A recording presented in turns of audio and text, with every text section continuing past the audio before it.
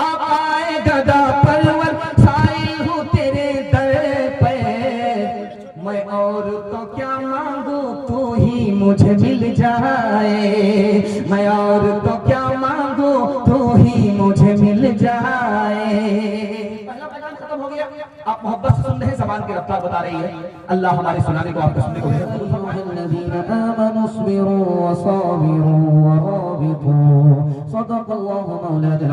वक़ाल नबी सल्लल्लाहु अलैहि वसल्लम वमन यस्बिर युज़ाहि फिल्लाह औ कमा क़ाल अलैहि सलातु वस्सलाम सुब्हानल्लाहि व बिहम्दिही सुब्हानल्लाहिल अज़ीम व बिहम्दिही अस्तगफिरुल्लाह सल्लल्लाहु अला सय्यिदिना मुहम्मद सल्लल्लाहु अलैहि वसल्लम अल्लाहुम्मा सल्लि अला सय्यिदिना मुहम्मद या रब्बि सल्लि अलैहि या बारिक व सल्लिम अला के कदमों में कलंदर नहीं गिरता, टूटे जो सितारे तो ज़मीन पर नहीं गिरता, गिरते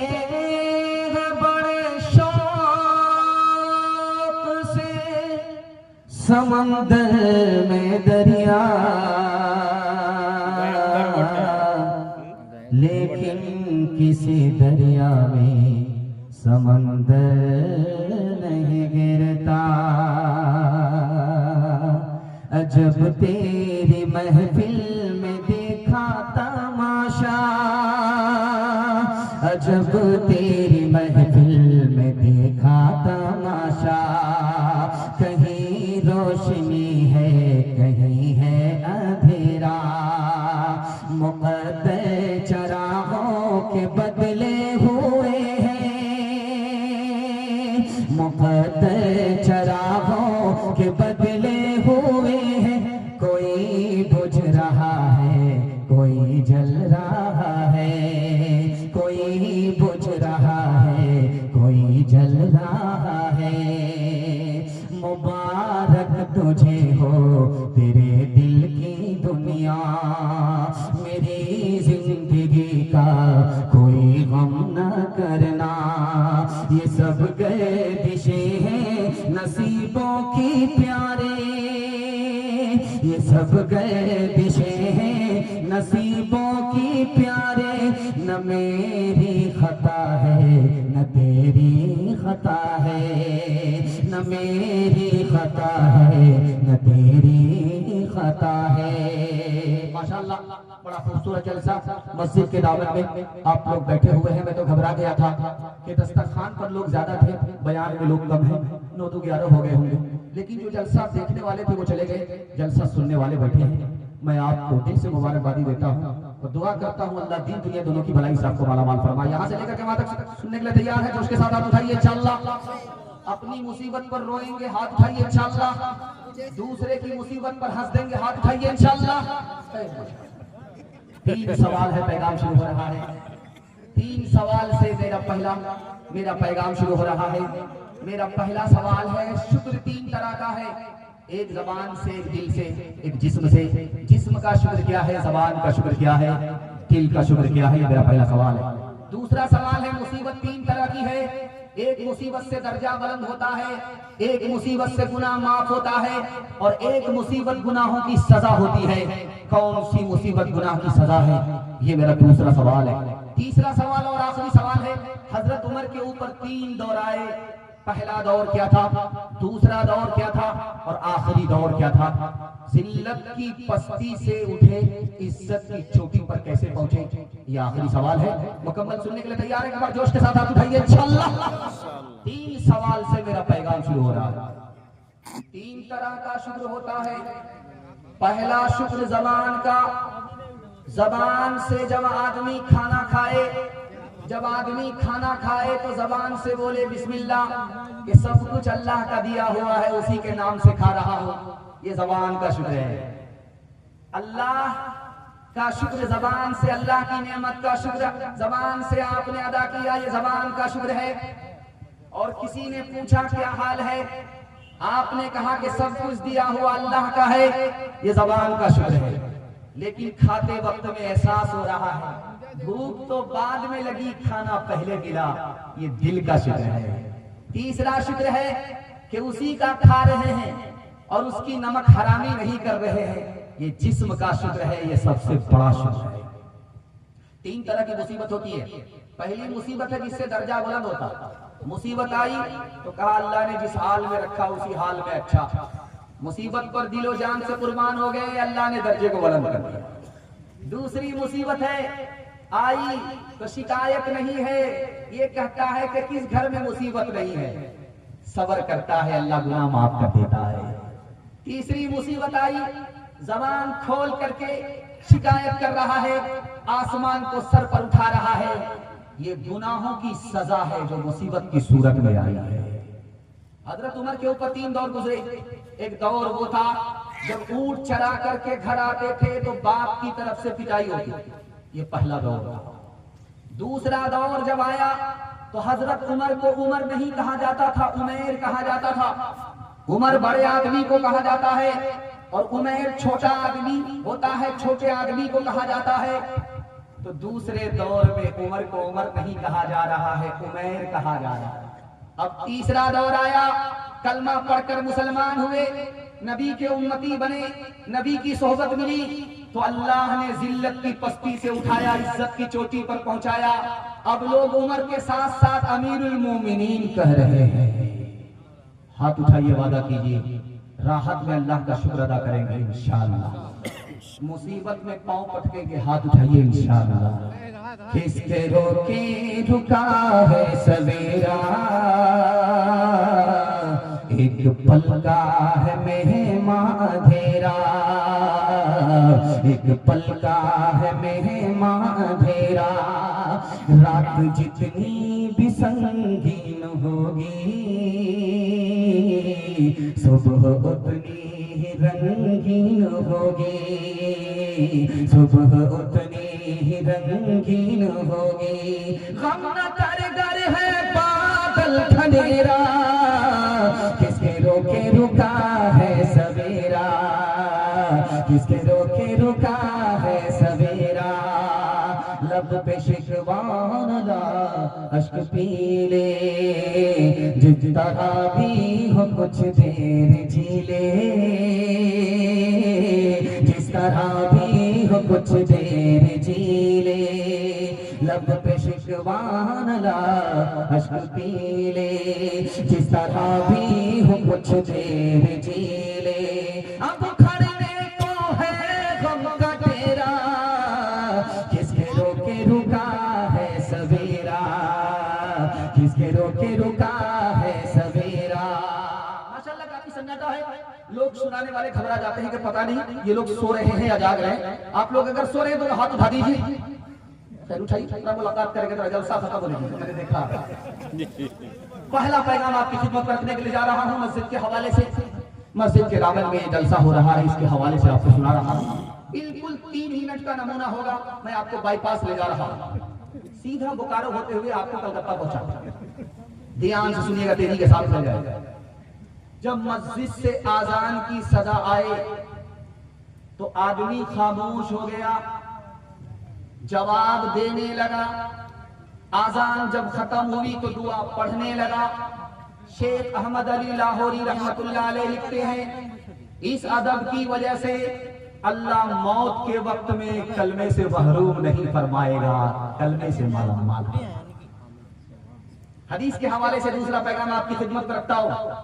आजान की सदा आ रही है, आदमी अपने काम में लगा हुआ है, दूसरे से बात कर रहा है, कोई परवाह नहीं, आजान गुजर गई। हदीस कहती है हो सकता है कि उधर आजान खत्म हो और इधर सीने से ईमान खत्म हो जाए। तीसरा नमूना आपकी खिदमत में रखता हूं, इस पर पैगाम को खत्म करना। आजान की सदा आई, अल्लाह के रसूल अपने हुजरे में हैं, हजरत आयशा सामने आई तो आपने आजान के दौरान पूछा हजरत आयशा से, मनमती तू कौन है? का मैं आयशा। का तू कौन आयशा? का अबू बकर की बेटी हूँ। का कौन अबू बकर की बेटी है? अबू कहाफा के बेटे। का कौन अबू कहाफा के बेटे? डर के मारे भाग गए। वापिस आकर के पूछा, या रसूल अल्लाह, आजान की सदा लगी थी, मैं सामने आई, आपने अपनी बीवी को नहीं पहचाना, यारे गार अबू बकर को नहीं पहचाना, अबू बकर के बाप अबू कहाफा को नहीं पहचाना, आपने किसी को नहीं पहचाना। उस मौके से अल्लाह के रसूल ने फरमाया, ए आयशा, जब आजान की सदा लगती है तो मैं सिर्फ और सिर्फ खुदा को पहचानता हूँ, किसी को नहीं पहचानता। हाथ उठाइए, वादा कीजिए, जैसे रमजान में मस्जिद आबाद थी उसी तरह रमजान तक मस्जिद को आबाद करेंगे इंशाअल्लाह। आज आजान सुनेंगे, कल नमाज पढ़ेंगे इंशाअल्लाह। मैं नूर के तड़के में जिस वक्त उठा सोकर, अल्लाह की रहमत के दरवाजे खुले पाए।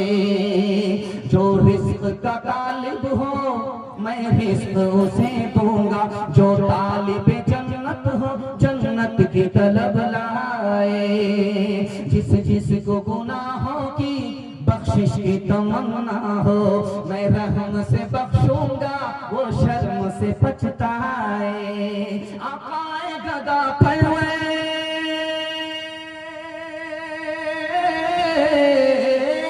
आकाए गदा परवर, साइल हूँ तेरे दर पे।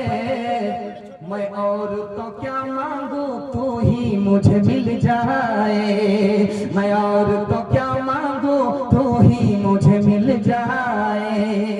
पहला पैगाम खत्म हो गया। आप मोहब्बत से सुन रहे हैं, ज़बान की रफ्तार बता रही है। अल्लाह हमारे सुनाने को, आपके सुनने को कबूल फरमाए। दूसरा पैगाम नबी की सीरत के हवाले से आपकी खिदमत में रखता हूँ, सुनने के लिए तैयार है जो उसके साथ आप बताइए इंशाअल्लाह। सीधा जेल में जाकर के दाढ़ी रखेंगे, हाथ उठा दीजिए इंशाअल्लाह। इंशाअल्लाह पहुंचाने के लिए हम तैयार हैं। दूसरा पैगाम आपकी खिदमत में रखता हूँ। अल्लाह के रसूल घर से निकल रहे हैं, एक नौजवान ने 10 बार पत्थर चलाया। अल्लाह के रसूल को पता चल गया कि एक जवान है जो छुपा हुआ है, पत्थर लेकर के बैठा हुआ है, और नबी के रास्ते पर आते ही वो पत्थर चला करके छुप जाता है, पत्थर चला करके छुप जाता है, पत्थर चला करके छुप जाता है। 10 बार उसने नबी पर पत्थर चलाया, छुप गया। अल्लाह के रसूल को पता चल गया कहाँ छुपा हुआ है। अल्लाह के रसूल सामने आए, जवान शर्मिंदा करा है। अल्लाह के रसूल ने कहा, ये जवान, तू मुसलमान नहीं है, नबी पर पत्थर मारता है। मेरी तमन्ना है कि तेरा बेड़ा पार हो जाएगा, तू कलमा पढ़कर मुसलमान हो गया। अगर तू कलमा पढ़कर मुसलमान हो गया, तेरा बेड़ा पार हो गया, दोज़ख से उसको नजात मिल गई, तो मुझे लाख पत्थर मारो, किसी पत्थर की मुझे परवाह नहीं। दूसरे नमूने को बहुत ध्यान से सुनिएगा, तेजी के साथ जाए। हम जब मरते हैं तो हमारा माल बंटता है हमारे घर वालों में। नबी जब दुनिया से गए तो माल क्या हुआ, घर वालों में नहीं बटा, उम्मत पर सदका हो गया। अल्लाह के रसूल ने अपना माल उम्मत पर सदका कर दिया, अपने बच्चों में बंटने नहीं दिया, खानदान वालों को बांटने नहीं दिया। लिखा 2 वजह से, अगर नबी का माल भी अपने घर वालों के लिए बढ़ता तो लोग नबी की मौत की तमन्ना करते, और तमन्ना करते काफिर हो जाते, ईमान से निकल जाते। ईमान की हिफाजत के लिए अल्लाह के रसूल ने मौत से पहले ही अपना माल सदका कर।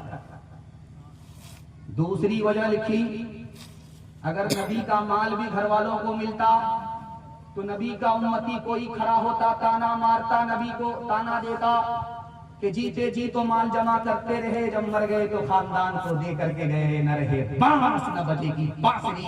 नबी ने सबके ताने का मुंह बंद करते हुए अपना माल ही सदका करा। तीसरे नमूने को सुनिएगा, ध्यान से सुनिएगा, तेजी के साथ जाए, इसी पर पैगाम समझ लो। तकिया पर सर है, करवट बदल रहे हैं, नींद नहीं आ रही।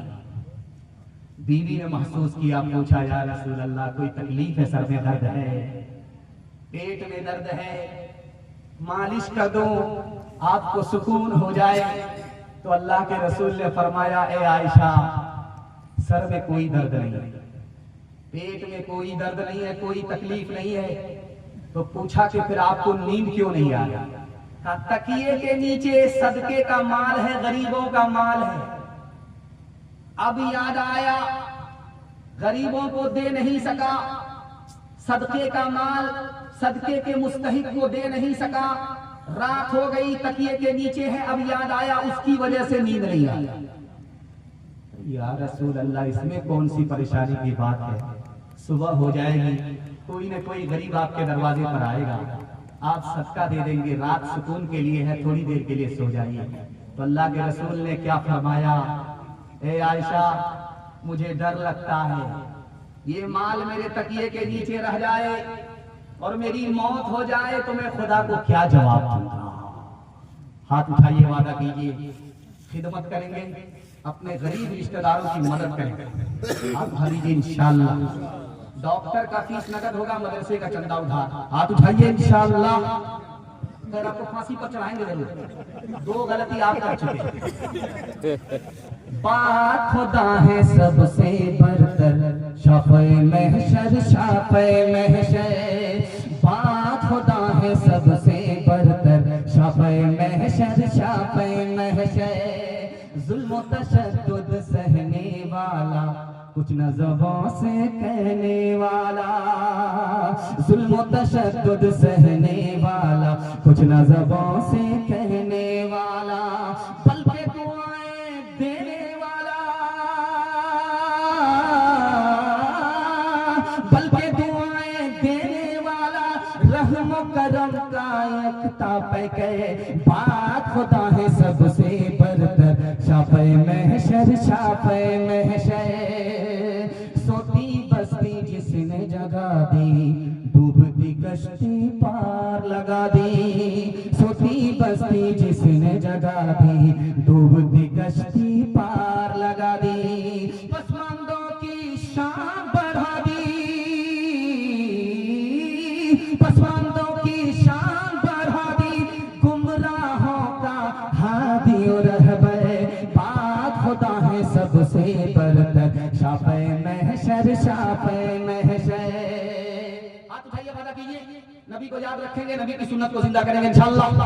मकान पहले बनाएंगे, मदीना बाद में जाएंगे। हाथ उठाइए इंशाअल्लाह। खैर माशाअल्लाह, जोर का झटका नहीं है, लोग पिंडाल में ही। अल्लाह सलामत रखे। मैं जहां आपको लाना चाहता था वहां बहुत पहले आप आ चुके। इससे पता चलता है कि आप लोग बहुत ध्यान से जलसे को सुन रहे हैं। अल्लाह जलसे की हिफाजत फरमाए और जलसे की बरकत से हमारे ईमान और अमल की हिफाजत फरमाए।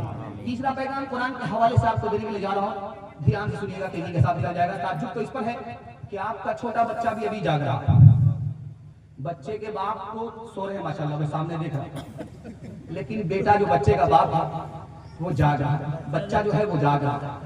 इन जागने वालों बच्चों के वास्ते में दुआ करता हूँ, अल्लाह कुरान से इन बच्चों के मुकद्दर को जगा दे, आमीन। ये भोपाल है, इसी हिंदुस्तान में भोपाल है, बहुत मशहूर जगह है। यहाँ पर जब मकतब चलता था नवाबों के दौर में, तो कैसे चलता था? मकतब में बच्चे आते थे पढ़ने के लिए, 1 पारा हुआ तो 1 रुपया मिलता था सरकार की तरफ से, 2 पारे हुए तो 2 रुपया, 3 पारे हुए तो 3 रुपए, 30 पारे हुए तो 30 रुपए। 30 रुपए एक बच्चे को वजीफा मिलता था। गरीब का बच्चा, माँ बाप गरीब, घर से निकला, मकतब में बैठा, इधर हाफिज़े कुरान हुआ, उधर माँ बाप गरीब से अमीर हो गए। सुभान। दूसरे नमूने को बहुत ध्यान से सुनिएगा, तेजी के साथ लिया जाएगा। ये उत्तर प्रदेश में लखनऊ है। लखनऊ में एक बड़े आलिम थे, उनका नाम था मौलाना नईम अहमद साहब तरक्की महल, बहुत बड़े आलिम थे। अंग्रेज सरकार के पास आए और कहा कि मुझे नौकरी दो, रोजगार दो, नौकरी करूंगा, मुलाजमत करूंगा, मैं आलिम हूं, मुझे नौकरी दो, रोजगार दो। तो अंग्रेज सर पकड़ करके बैठ गया। अब मौलाना को हैरत हुई कि इतनी बड़ी सरकार, एक नौकरी मांगा एक आलिम ने, सर पर हाथ रख करके बैठ गया। तो अंग्रेज ने कहा, मौलाना दाढ़ी टोपी रख करके आलिम दीन बन करके अंग्रेज के नौकर बनोगे? अरे हैरत है, ताज्जुब है। तुम्हारे लिए तो मस्जिद का दरवाजा खुला हुआ है, मस्जिद में जाओ, मुसलमान के बच्चे को कुरान पढ़ाओ। जो आसमान की सरकार तुम्हें देगी वो जमीन की सरकार नहीं दे सकती। तीसरे नमूने को आपकी खिदमत रखता हूं, बहुत ध्यान से इसको सुनिएगा। ये इंग्लैंड है, इंग्लैंड का प्राइम मिनिस्टर, वजीर आजम, उनकी साली इस्लाम कबूल करके मुसलमान। आज पूरी दुनिया के लोग आ गए, प्रेस वाले आ गए, उसका इंटरव्यू लेना शुरू किया कि तुमने इस्लाम क्यों कबूल किया। उसने कहा कि इस्लाम लाने से पहले मैं कुरान को पढ़ती थी तो मुझे सुकून मिलता था, जब मैं कुरान के तर्जुमे को देख करके कुरान को समझना शुरू किया तो और सुकून मिला। जब मैं कुरान पर ईमान लेकर के आ गई तो मुझे ऐसा सुकून मिला कि शराब के बगैर, गाने के बगैर मुझे सुकून की नींद अल्लाह अता फरमाता है। हाथ उठाइए, वादा कीजिए कुरान को अपने बच्चों का मुकद्दर बनाएंगे। अपने बच्चे को पहले कुरान की तालीम देंगे, फिर मास्टर, इंजीनियर, प्रोफेसर बनाएंगे। हाथ उठा दीजिए इंशाअल्लाह। जहां फ्री में तालीम होगी वहीं अपने बच्चे को पढ़ाएंगे। हाथ उठाइए इंशाअल्लाह। माशाअल्लाह। हाँ उठाइए उठाइए। कुछ जरूरी तो नहीं जान बचाए रखना, जान से बढ़ के है ईमान बचाए रखना, जान से बढ़ के है याद रखनी है ये असलाफ की ताकीद हमें, याद रखनी है ये असलाफ की ताकीद हमें। आफियत चाहो तो कुरान बचाए रखना, आफियत चाहो तो। एक तिहाई जलसे का निकल गया, मोहब्बत में आपने सुना, मुझे भी पता नहीं चला, आपको भी पता नहीं चला। 2 तिहाई बाकी रह गए हैं, वो भी अगर आप मोहब्बत से सुनेंगे तो मुझे भी पता नहीं चलेगा, आपको भी पता नहीं चलेगा। हाथी पास हो चुका है, सबको दुख फंसी हुई है। सुनने के लिए मुकम्मल तैयार है? एक बार जोश के साथ हाथ उठाइए इंशाअल्लाह। ध्यान से सुनिएगा, तेजी के साथ निकल जाए। किसी आलिम ने कहा कि मुझे 3 आदमी पर हंसी आती का जो दुनिया से दिल लगाए बैठा है, मौत उसको ढूंढ रही है, उस पर मुझको हंसी आती है। जो रात दिन गुनाह करता है, फरिश्ते उसके गुनाह को लिख रहे हैं, उस पर मुझको हंसी आती है। जो मुंह भर करके हंसता है, ठट्ठा मारता है, खिलखिला करके हंसता है और उसका खुदा उससे राजी है कि नाराज है उसे पता नहीं, उस पर मुझको हंसी आती है। गुलसिता में शेख सादी रहमतुल्लाह अलैह ने लिखा, 2 आदमी थे बड़े जिगरी दोस्त। एक आदमी जब बीमार पड़ा, मरने लगा, तो उसके दोस्त को खबर हुई, वो रोता हुआ आया और सिरहाने में बैठ गया, सर पर हाथ रख करके रात भर रो रहा है कि हाय मेरा दोस्त मुझको छोड़ करके जा रहा है, मैं कैसे दुनिया में जिंदगी काटूंगा, मेरी दुनिया कैसे गुजरेगी। रात भर रोता रहा, रात भर रोता रहा, अपने दोस्त मरीज की इयादत करता रहा। खुदा की कुदरत देखिए, जब सुबह हुई तो जो बीमार था वो उठ करके बैठ गया, जो रो रहा था उसी का जनाजा। इस मुल्क का वजीर आजम था, उसका नाम था जवाहरलाल नेहरू। जब वो बीमार पड़े तो डॉक्टर इलाज करने लगे, तो डॉक्टरों से कहा कि तुम बेफिक्र रहो, मेरा इलाज करते रहो, मैं मरने वाला नहीं। इस मुल्क का वजीर आजम जवाहरलाल नेहरू, डॉक्टर इलाज कर रहा है, उसको तसल्ली दे रहे हैं, फिक्र मत करो, मैं मरने वाला नहीं। 3 रोज के बाद अखबार में ऐलान आया, मुल्क का वजीर आजम जवाहरलाल नेहरू इंतकाल कर गया।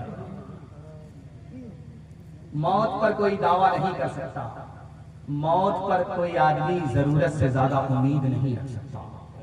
मौत की तैयारी करेंगे, दुनिया के चक्कर में अपने दीन को बर्बाद नहीं करेंगे। हाथ उठाइए इंशाअल्लाह। जब नौकरी से रिटायर होंगे, जब दीनदारी पर आएंगे, हाथ उठाइए इंशाअल्लाह।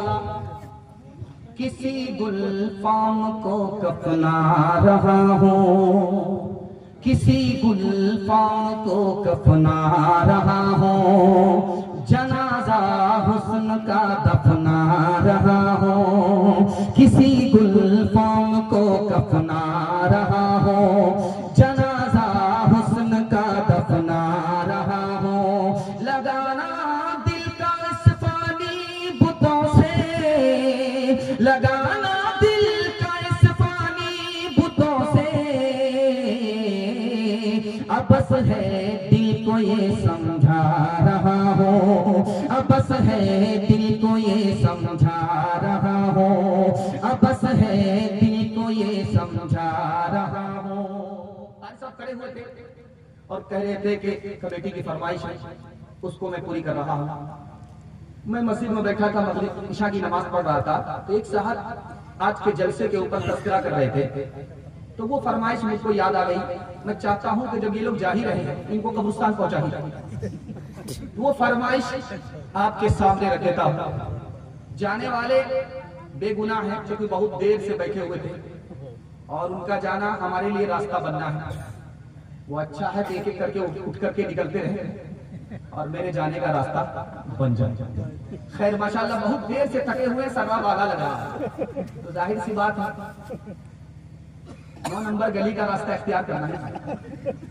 तो वो जो कह रहे थे, क्या कह रहे थे, और थोड़ी देर में वो लोग अभी घर नहीं पहुंच पाएंगे कि आप लोग भी वहां पहुंच जाएंगे, क्योंकि जलसा आपका इतना छोटा हो चुका है, आधा जलसा निकल चुका है, सिर्फ आधा जलसा बाकी है। क्योंकि मैं खुद आपकी पेशानी को देख करके मैं तैयार होकर के बैठा हूं कि मुझको आपको बाईपास पहुंचाना, इसलिए सिर्फ आधा जलसा बाकी रह गया है। मुश्किल से 15-20 मिनट का जलसा बाकी रह गया, इससे ज्यादा का जलसा है नहीं। इसलिए मैं आपको ज्यादा इम्तिहान में डालूंगा नहीं, क्योंकि बहुत देर से आप बैठे। इसलिए ये पैगाम जो आपको सुना रहा हूं, ये जलसा का बयान आधा हो रहा है, उस पर सुना रहा हूं, ध्यान से इसको सुनिएगा, तेजी के साथ निकल जाए।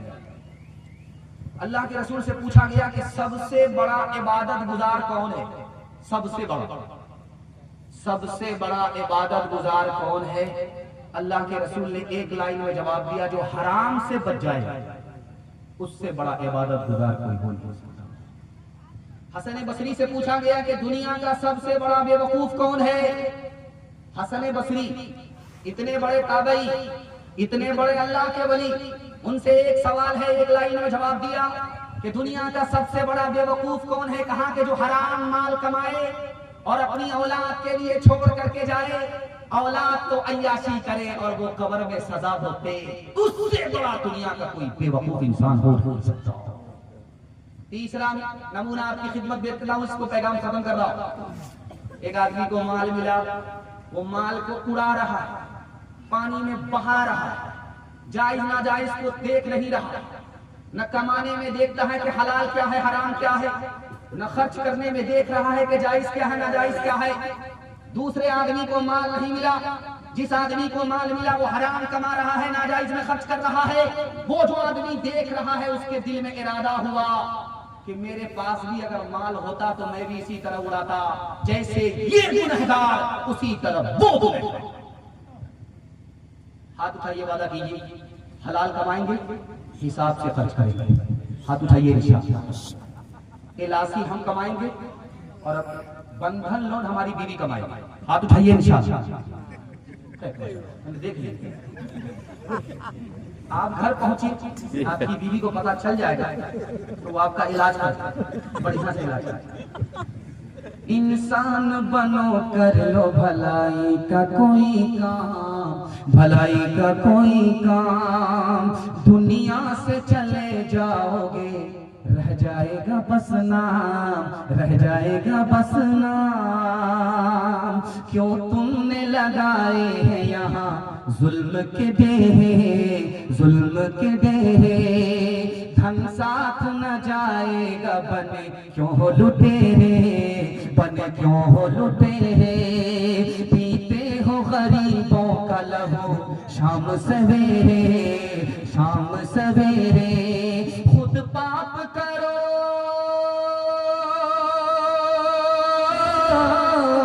खुद पाप करो, नाम हो शैतान का बदनाम। इंसान बनो, कर लो भलाई का कोई काम, दुनिया से चले जाओगे रह जाएगा बस नाम। बस चलते चलाते और छूते और छुलाते, इस जलसे को मुकम्मल करते हुए दुआ तक पहुंचाते हुए शराब के हवाले से आपकी खिदमत में पैगाम देने के लिए जा रहा हूँ। ध्यान से यहाँ से लेकर के वहां तक सुनने के लिए तैयार है। जोश के साथ हाथ उठाइए इंशाअल्लाह। आप जब हाथ उठाते हैं, जोश के साथ हाथ उठता है तो मेरा दिल बड़ा खुश होता है कि अभी आप सो नहीं रहे हैं, जाग रहे हैं। अल्लाह आपके मुकद्दर को जगाए। ध्यान से सुनिएगा, तेजी के साथ निकल जाएगा। रमजान जब आया तो नमाजी की तादाद बढ़ गई। पहली सफ में वो आदमी था जो साल भर नमाज नहीं पढ़ा, और जब रमजान गया है तो ऐसे वो गायब हो गया है जैसे गधे के सर से सिंह गायब। हजरत उमर ने एक आदमी को देखा कि पहली सब पे नमाज पढ़ता है, जैसे ही रमजान निकला वो आदमी नजर नहीं आ रहा है। हजरत उमर ने पूछा कि वो आदमी कहाँ गया जो तकबीर उला के साथ नमाज पढ़ता था और इमाम के दायरे के पीछे नमाज पढ़ता था, वो आदमी कहाँ गया? कहा हुजूर पी रहा। बहुत बड़ा पियक्कड़ था, अपने नफ्स को समझाए हुआ था कि रमजान तो निकलने दो, शराब को बाप से बेच कर। बहुत बड़ा पियक्कड़, वो पीने में लग गया। तो हजरत उमर ने खत लिखा, उस खत में 2 जुमले थे। पहला जुमला था खुदा बहुत मेहरबान है, माफ करने वाला है। दूसरा जुमला था कि अगर कोई तौबा ना करे तो बहुत बड़ी सजा देने वाला है। उसके पास खत आया, उसका नशा टूट गया, जैसे ही खत को पढ़ा तौबा कर लेता है, जिंदगी भर शराब छोड़ने का वादा किया। हजरत उमर को जब पता चला कि हुजूर आपका खत देखा, उसने तौबा कर लिया। हजरत उमर मचल गए, कहा जब अपने भाई को शराब की हालत में देखा करो तो गाली गलौज मत किया करो, उसके लिए दुआ करो, उसको राह रास्ते पर लाने के लिए कोशिश करो। इंसान है, कभी फरिश्ता बन जाए तो फरिश्ते को भी पीछे छोड़ सकता है। ये मुरादाबाद में गेट बना हुआ है डबल फाटक के पास, उसका नाम है बाबे जिगर, जिगर मुरादाबाद। इतने बड़े पियक्कड़ थे कि एक शेर पढ़ने के लिए 1 गिलास दारू पीते, और जैसे यहाँ पर पानी रखा हुआ होता है बोतल में, उनके लिए दारू रखी हुई होती। एक कलाम सुनने के लिए 1 बोतल पिलाना पड़ता। इतना बड़ा पियक्कड़। हजरत थानवी की नजर पड़ी, दिल की दुनिया बदल गई। जब दारू छोड़ दिया तो डॉक्टर ने कहा कि दारू पीना शुरू कर दो, जिंदा रहोगे, 1 साल से ज्यादा जिंदा रहोगे।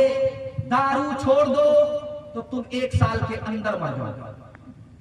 डॉक्टर ने कहा कि दारू पीना शुरू कर दो, 1 साल से ज्यादा जिंदा रहोगे। दारू अगर छोड़ दिया तो 1 साल के अंदर मर जाओगे।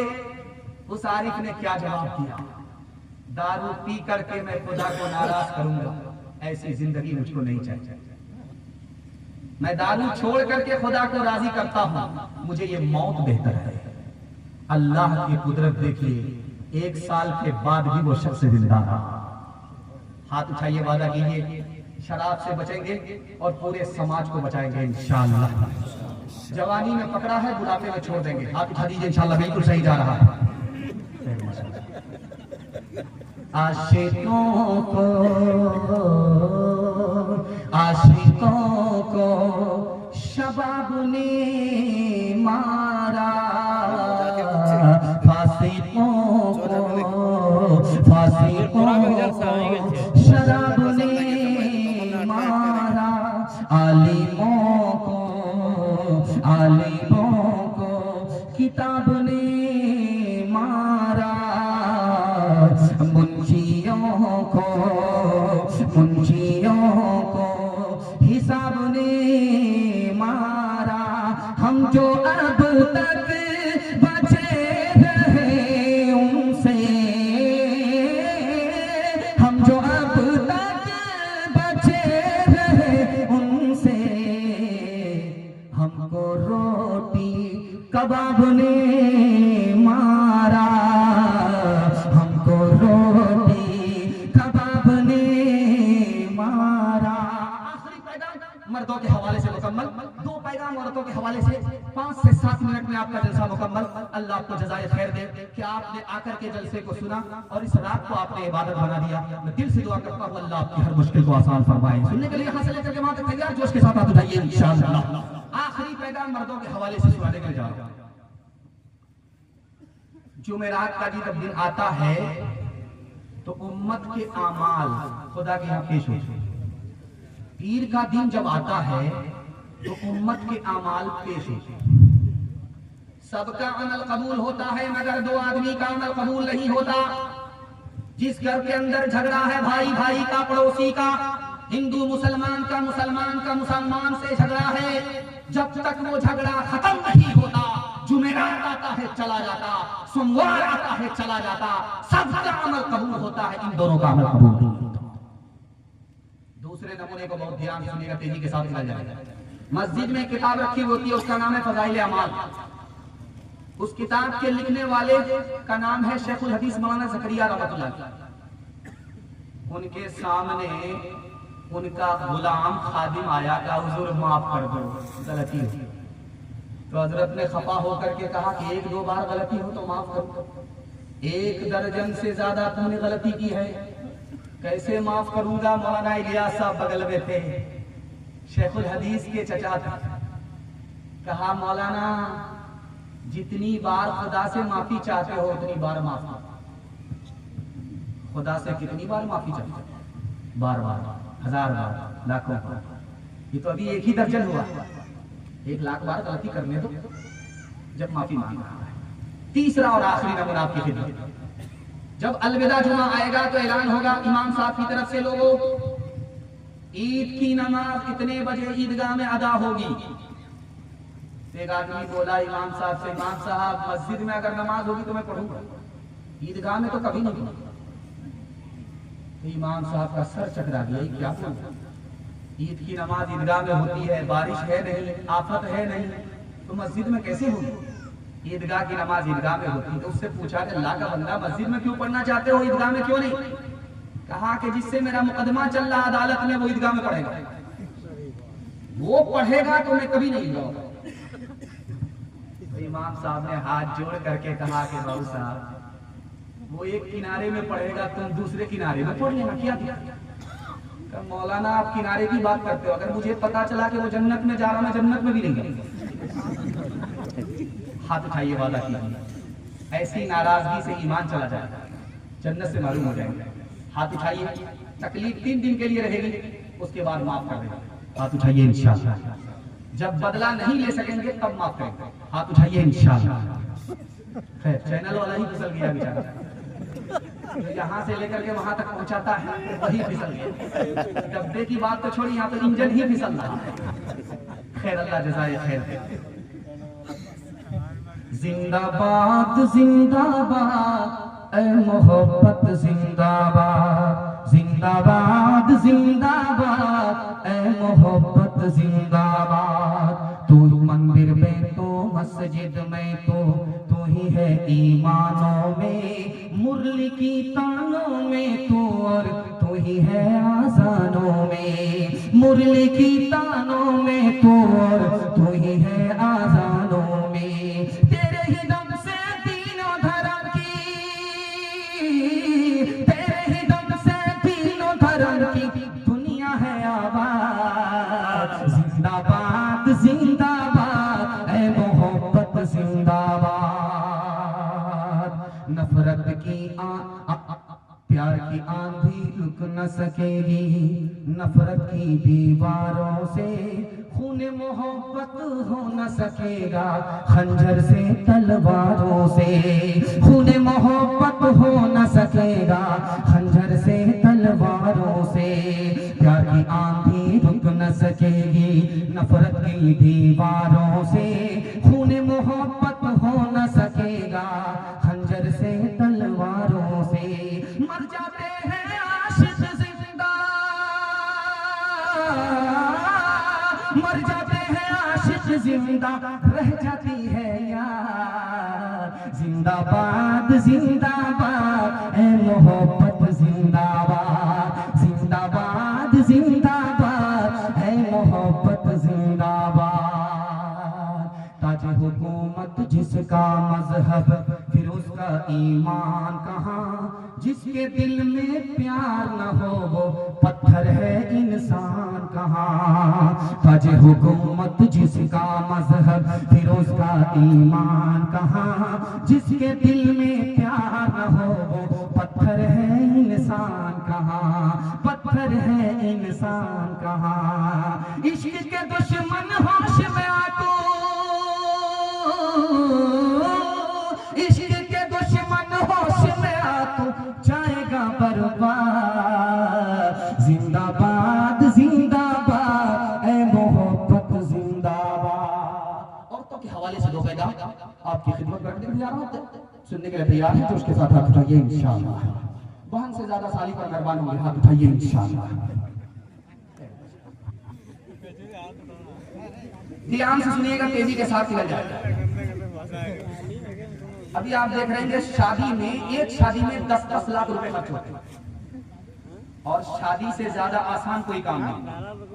काजी हो या ना हो निकाह हो जाता, कुतबा हो या ना हो निकाह हो। दो आदमी की मौजूदगी में लड़का बोले कि मुझे लड़की कबूल, लड़की बोले मुझे लड़का कबूल, मियां बीवी राजी तो क्या करेगा कासा, निकाह हो। लेकिन अभी निकाह इतना महंगा हो चुका है कि 5 साल में 10 लाख रुपया जमा करना पड़ता है एक बाप को, या तो लोन पर पैसा लिखवाना पड़ता है, और उसके बाद शादी के बाद 10 साल तक उसको अदा करना पड़ता है, तब शादी होती है। जानते हैं ये महंगी कैसे हुई शादी? घर से हुई, घर की औरत से। जब शादी